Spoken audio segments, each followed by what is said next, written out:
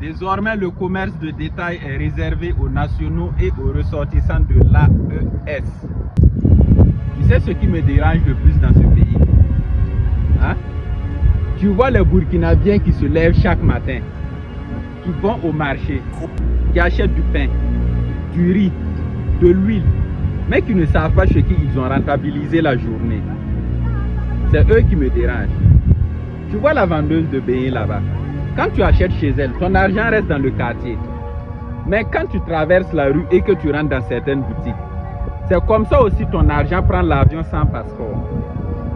Mais on parle d'économie à l'échelle mondiale et on ne peut pas raisonner seulement en quartier.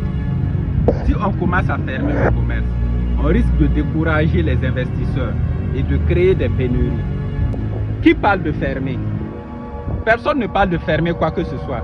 On parle de choisir ce qu'on contrôle. Le marché de détail, ce n'est pas Wall Street où tu vois des gens assis devant un écran géant en manipulant le marché en appuyant sur un sell ou un buy. Non. Ce n'est pas non plus la bourse où tu investis ton argent pour attendre la fin de l'année pour récupérer un capital. On te parle de l'argent quotidien du peuple. Tu vois les billets de 500, les billets de 1000.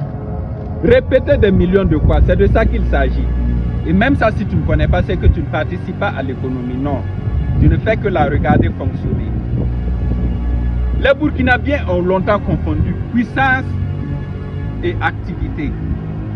Un pays peut être très actif, mais demeurer dépendant. Tu peux avoir des marchés pleins, des magasins éclairés, des produits partout, mais sans décider du sens que prend ton propre argent. À un moment de la vie, il faut que tu t'asseyes et que tu apprennes à organiser ton marché.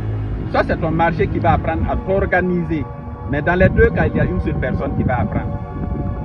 Maintenant, j'ai une question à te poser. Est-ce que c'est toi ou c'est toujours les autres?